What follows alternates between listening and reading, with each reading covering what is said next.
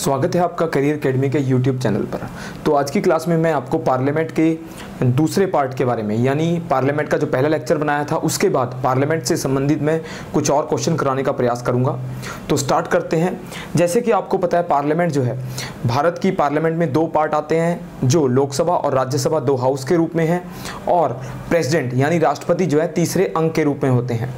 तो इनसे संबंधित और क्वेश्चन करने का प्रयास करते हैं। जैसे आपको पता है कि हमारी संसद में जैसे लोकसभा और राज्यसभा ये दो हाउस हैं, इनसे संबंधित हम क्वेश्चन देखेंगे। तो सबसे पहले आता है, आपको पता है कि लोकसभा जो है ये पावरफुल हाउस है, यानी एक शक्तिशाली हाउस होता है लोकसभा, जिसको हाउस ऑफ पीपल कह देते हैं। यानी पब्लिक जो है डायरेक्ट इसमें अपने एमपीज को इलेक्ट करती है, जिसमें जो एक एमपी है यानी मेंबर ऑफ पार्लियामेंट जो है उसकी मिनिमम आयु मैंने बताई थी 25 साल होती है। अधिकतम आयु, अधिकतम अटेम्प्ट जो है, मैक्सिमम अटेम्प्ट भी नहीं होते और मैक्सिमम एज भी नहीं होती। फिर क्वेश्चन आते हैं आपको कि लोकसभा के एमपी जो हैं ये किस प्रकार के कार्य करते हैं, यानी लोकसभा के पास कौन कौन सी शक्तियां होती हैं। तो लोकसभा की शक्तियों में सबसे पहले आता है कि ये गवर्नमेंट को मेजॉरिटी यानी सरकार की मेजॉरिटी जो है वो हमारी लोकसभा में सिद्ध होती है। तो गवर्नमेंट की मेजॉरिटी के लिए सबसे मेन पर्पस है लोकसभा का। तो हमारी सरकार जो है वो लोकसभा के प्रति निर्भर होती है, यानी जो सेंट्रल गवर्नमेंट है वो पार्लियामेंट के लोअर हाउस यानी लोकसभा के प्रति रिस्पॉन्सिबल होती है। वहाँ पर सरकार को अपनी मेजॉरिटी चेक करानी पड़ती है। जब नई जनरल इलेक्शन होते हैं, लोकसभा के इलेक्शन होते हैं, उसके बाद हर बार सरकार को अपनी मेजॉरिटी चेक करानी पड़ती है, यानी 50% से अधिक एमपी की सीटें होनी चाहिए।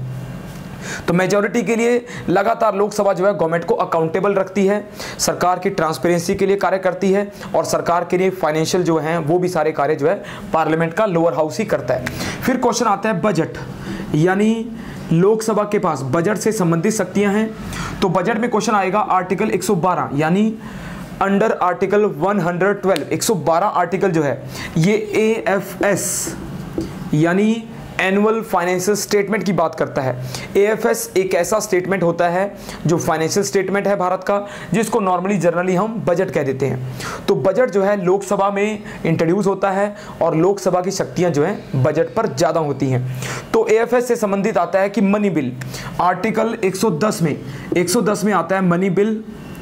तो मनी बिल के ऊपर भी लोकसभा की पावर जो है ज़्यादा होती हैं, यानी धन विधेयक। अब क्वेश्चन आएगा कि मनी बिल जो है कहाँ इंट्रोड्यूस होता है।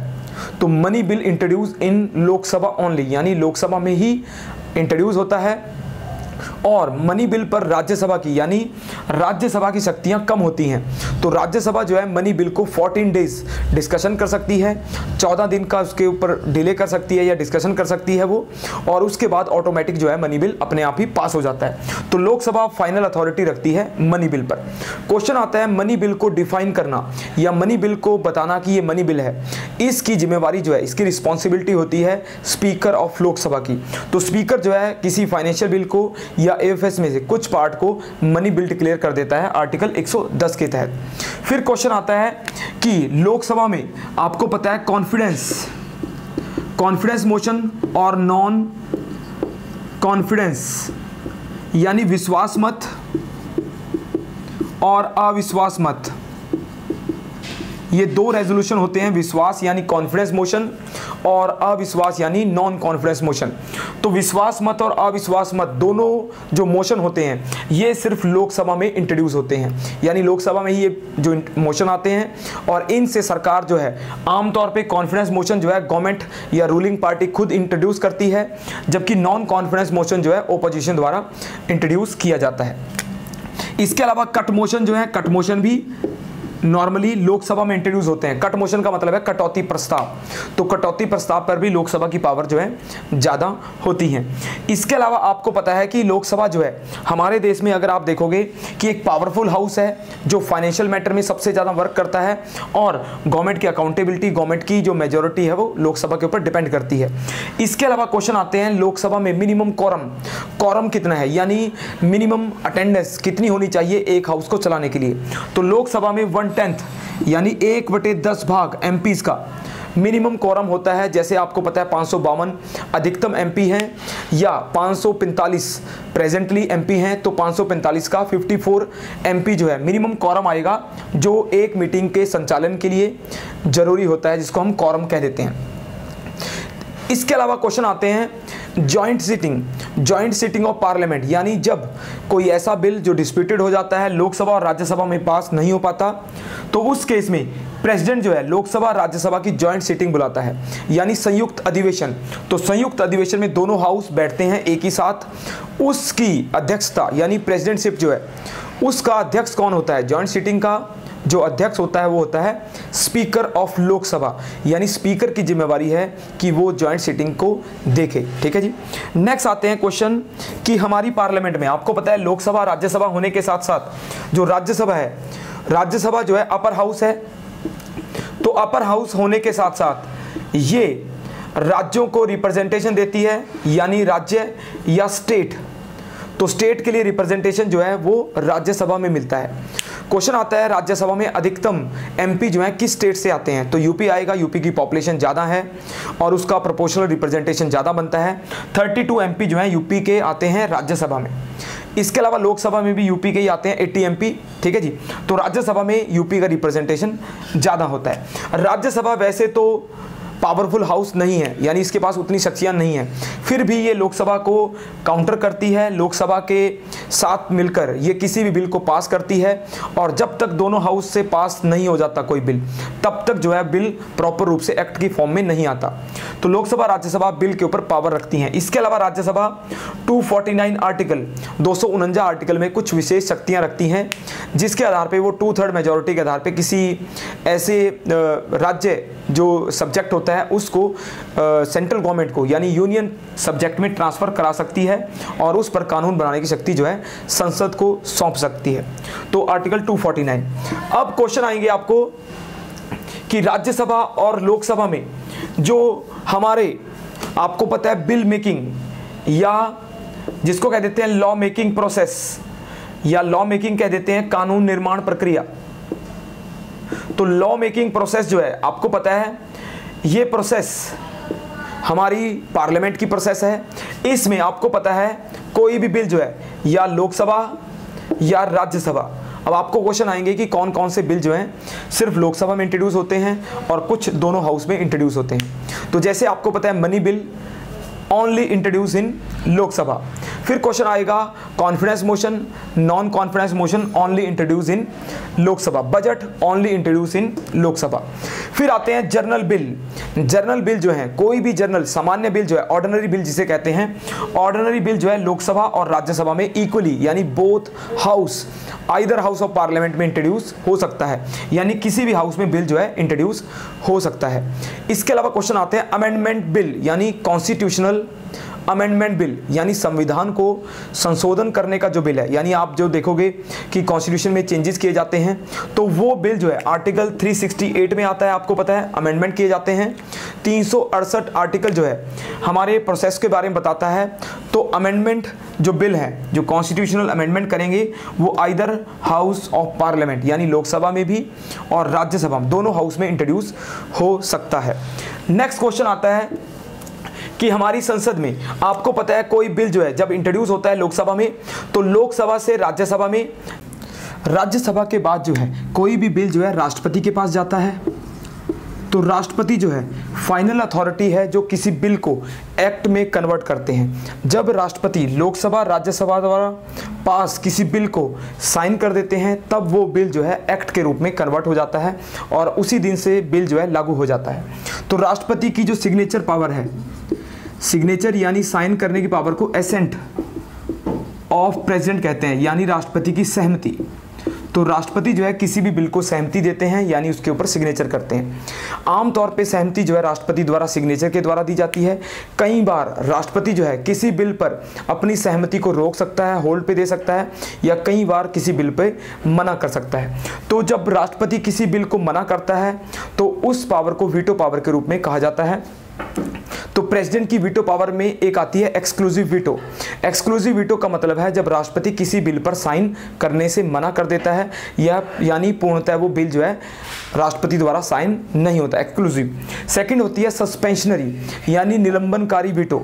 निलंबनकारी वीटो वो वीटो होती है जिसमें राष्ट्रपति किसी भी बिल को दोबारा से लोकसभा राज्यसभा द्वारा कंसीडर यानी रिकंसिडरेशन, दोबारा से विचार करना, दोबारा से वोटिंग के लिए उसको बिल को वापस पार्लियामेंट के पास वापस भेज देते हैं, उसको कहते हैं सस्पेंशनरी वीटो। तीसरी वीटो आती है पॉकेट वीटो यानी जेबी वीटो। पॉकेट वीटो ऐसी वीटो होती है जिसमें राष्ट्रपति किसी बिल को अपनी पॉकेट में यानी उसको होल्ड पे रख लेते हैं, ना तो वो रिजेक्ट करते हैं ना ही उसके ऊपर सिग्नेचर करते हैं, उसको कहते हैं पॉकेट वीटो। अब कोई बिल जो है लोकसभा में या राज्यसभा में इंट्रोड्यूस होता है तो उस पर स्टेज होती है, यानी किसी बिल को जब एक्ट में कन्वर्ट किया जाता है तो वो स्टेजेस में जाता है। पहले लोकसभा में, तो लोकसभा में 3 स्टेज यानी किसी भी सदन में 3 स्तर होते हैं, 3 चरणों में कोई बिल जो है पास होता है। पहले चरण में फर्स्ट में आता है इंट्रोडक्शन। इंट्रोडक्शन में यानी पेश करना, किसी भी बिल को पेश किया जाता है, वो होती है इंट्रोडक्शन स्टेज। इंट्रोडक्शन स्टेज में किसी बिल को लोकसभा या राज्यसभा किसी भी हाउस में पेश किया जाता है और हाउस में पेश करने के साथ ही उस बिल की कॉपी जो है सदन के मेंबर्स को दे दी जाती हैं ताकि वो विचार कर पाएं, उनको पढ़ सकें। तो फर्स्ट स्टेज में नॉर्मली इंट्रोडक्शन फेज जो है किसी बिल को पेश करना, ये जो है जो सदन का अध्यक्ष होता है उसकी पूर्व अनुमति यानी स्पीकर या चेयरमैन की अनुमति से ही पेश किया जाता है। सेकेंड स्टेज में किसी बिल पर डिस्कशन होती है, नॉर्मल डिस्कशन होती है, और डिस्कशन के बाद अगर बिल को और ज़्यादा गंभीर यानी डीप स्टडी करनी है उस पर, तो इस चरण में कमेटी में यानी उसको कमेटी में भेजा जाता है। तो कमेटी स्टेज में क्या होता है, कमेटी स्टेज में किसी बिल को सेलेक्ट कमेटी या जॉइंट सेलेक्ट कमेटी यानी प्रवर समिति या संयुक्त प्रवर समिति, संयुक्त होती है जो लोकसभा राज्यसभा से मिलकर बनती है, जॉइंट सेलेक्ट कमेटी, और जो सिंगल हाउस की कमेटी होती है उसको कहते हैं सेलेक्ट कमेटी। तो लोकसभा में बिल है तो लोकसभा की सेलेक्ट कमेटी, राज्यसभा में है तो राज्यसभा की सेलेक्ट कमेटी, दोनों हाउस की होगी joint select committee. Select committee क्या करती है, उस बिल पर डीप स्टडी करती है, विचार करती है, और उस कमेटी की रिपोर्ट को फिर दोबारा सदन में पेश किया जाता है और सदन यानी लोकसभा या राज्यसभा उस रिपोर्ट पर वोटिंग करते हैं। थर्ड स्टेज जो है वो वोटिंग की स्टेज होती है, यानी तीसरा चरण जो है जिसमें वोटिंग की जाती है और वोटिंग के बाद बिल जो है पास हो जाता है। तो पहले में इंट्रोडक्शन, दूसरे में कमेटी स्टेज या डिस्कशन स्टेज और थर्ड में वोटिंग स्टेज, ये 3 स्टेज किसी बिल को फेस करनी पड़ती है। नेक्स्ट आता है जी हमारे सदन में। आपको पता है कि हमारे सदन में या हमारी पार्लियामेंट में आपको पता है सेशन होते हैं। तो सेशन के बारे में आता है कि पार्लियामेंट में कितने सेशंस होते हैं, सत्र कहते हैं इसे हम हिंदी में। तो सेशन जो है हमारी संसद में 3 सेशन होते हैं मेनली। पहला आता है बजट सेशन। बजट सेशन का अर्थ होता है कि जो फाइनेंस या मनी बिल को पास करने के लिए, ये होता है हमारा फरवरी से लेकर अप्रैल के बीच में। तो फरवरी अप्रैल के बीच में आता है बजट सेशन। दूसरा होता है मॉनसून सेशन। मॉनसून जो है ये हमारा जो है जुलाई से लेकर सितंबर तक या अगस्त तक चलता है मॉनसून सेशन। और तीसरा होता है विंटर सेशन, यानी जिसको शीतकालीन कह देते हैं। शीतकालीन यानी सर्दियों में होता है। तो शीतकालीन जो है नवंबर से लेकर दिसंबर के बीच में। तो विंटर हो गया, मॉनसून हो गया, और हमारा पहला सत्र होता है बजट। तो 3 सेशन होते हैं। एक सेशन से दूसरे सेशन के बीच में अधिकतम गैप, यानी एक सेशन से दूसरे सेशन के बीच में जो टाइम होता है वो 6 महीने से ज़्यादा, 6 मंथ से ज़्यादा नहीं होना चाहिए, यानी विद इन 6 मंथ जो है सेशन होना जरूरी होता है। तो सेशन के लिए हमारे पास 3 सेशन होते हैं जो हमारी संसद में चलते हैं। नेक्स्ट आता है क्वेश्चन। आपको पता है पार्लियामेंट में क्वेश्चन पूछे जाते हैं, क्वेश्चन रेज किए जाते हैं, क्वेश्चन के आंसर दिए जाते हैं। नॉर्मली क्वेश्चन के बारे में जो क्वेश्चन आए हुए हैं जैसे स्टार्ड क्वेश्चन और अनस्टार्ड क्वेश्चन, तारंकित प्रश्न और अतारंकित प्रश्न। तारंकित प्रश्न वो प्रश्न होते हैं जिसमें क्वेश्चन के ऊपर स्टार मार्क किया जाता है, स्टार किया जाता है उसे, उस क्वेश्चन का आंसर जो है सदन में ऑरली यानी मौखिक रूप से दिया जाता है। जो मौखिक रूप से आंसर दिए जाते हैं उनको कहते हैं हम स्टार या तारांकित प्रश्न। जो अनस्टार्ड यानी अतारांकित प्रश्न होते हैं उनका आंसर रिटन फॉर्म में दिया जाता है, लिखित में आंसर दिया जाता है, वो होते हैं अनस्टार्ड। अब क्वेश्चन आता है कि संसद में जो संसद की कार्यवाही होती है या उसका जो प्रोसीडिंग होती है वो स्टार्ट होती है हमारी क्वेश्चन आवर से। क्वेश्चन आवर जो है यानी प्रश्नकाल जो है एक ऐसा काल होता है जिसमें 11 बजे से लेकर यानी सुबह के 11 बजे से लेकर 12 बजे तक का सेशन होता है हमारा क्वेश्चन आवर। इस आवर में स्टार्टिंग होती है 11 बजे से, हमारी पार्लियामेंट की प्रोसीडिंग होती है स्टार्ट। सेकंड आता है जीरो आवर यानी शून्यकाल जो है ये 12 से लेकर 1 बजे तक यानी दोपहर के 1 बजे तक होता है हमारा शून्यकाल। तो शून्यकाल जो है भारत की खोज है, भारत द्वारा पार्लियामेंट्री प्रोसीडिंग में ऐड किया गया है दुनिया भर की संसद में। अब ये जीरो आवर का प्रयोग होने लगा है। तो ये आवर होते हैं। इसके अलावा और भी होते हैं, एडजमेंट आवर होता है, मोशन होता है, ठीक है जी। इसके अलावा आपको पता है संसद में हर एक एमपी के अपने अपने प्रिविलेज होते हैं। सदन के अंदर बोलने के लिए उनको प्रिविलेज दिए जाते हैं, विशेषाधिकार होते हैं। और क्वेश्चन आते हैं आपको संसद की प्रोसीडिंग के बारे में। जो प्रोसीडिंग जो है अंदर होती है उसकी सुप्रीम कोर्ट द्वारा जो है उसके ऊपर जो अपनी जजमेंट है वो नहीं दी जा सकती। आंतरिक मामले जो हैं संसद के द्वारा ही हल किए जाते हैं। संसद के जो हाउस होते हैं उनके अध्यक्ष द्वारा ही संसद के अंदर प्रिविलेज आदि को देखा जाता है। अगर कोई व्यक्ति प्रिविलेज को उसको हानि पहुंचाता है यानी किसी विशेषाधिकार का हनन होता है तो उसकी कार्रवाई जो है उसी सदन में होती है। अब प्रश्न आते हैं आपको संसद की कमेटीज के बारे में, यानी हमारी पार्लियामेंट में सारा साल काम करने वाली कमेटीज होती हैं। ये कमेटीज जो हैं संसद का टाइम बचाती हैं और ये जो है सारा साल रेगुलर बैठकर किसी बिल पर डीप स्टडी करती हैं, उनके ऊपर रिपोर्ट बनाती हैं। तो मेन कमेटी आती है, सबसे पहले आती है पब्लिक अकाउंट कमेटी। तो पहली कमेटी है पब्लिक अकाउंट कमेटी।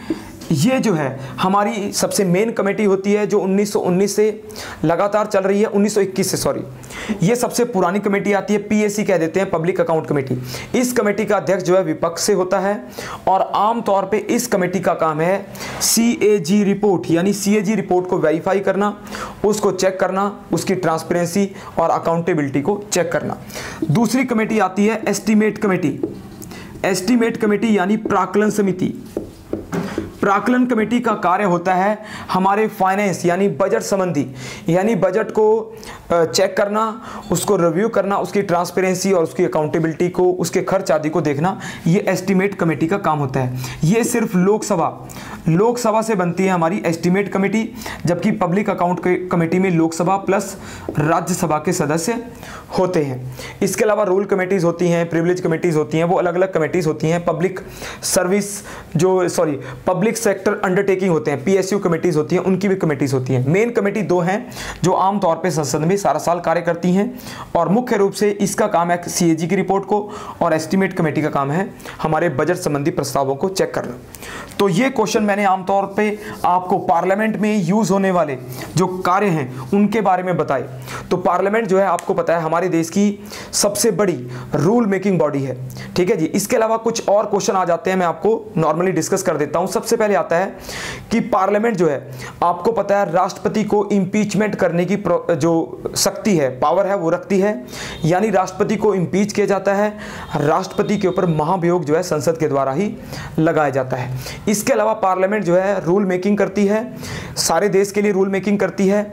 उसके पास यूनियन सब्जेक्ट यानी 100 सब्जेक्ट होते हैं यूनियन लिस्ट में, तो संघ सूची के सभी सब्जेक्ट पे पार्लियामेंट कार्य करती है।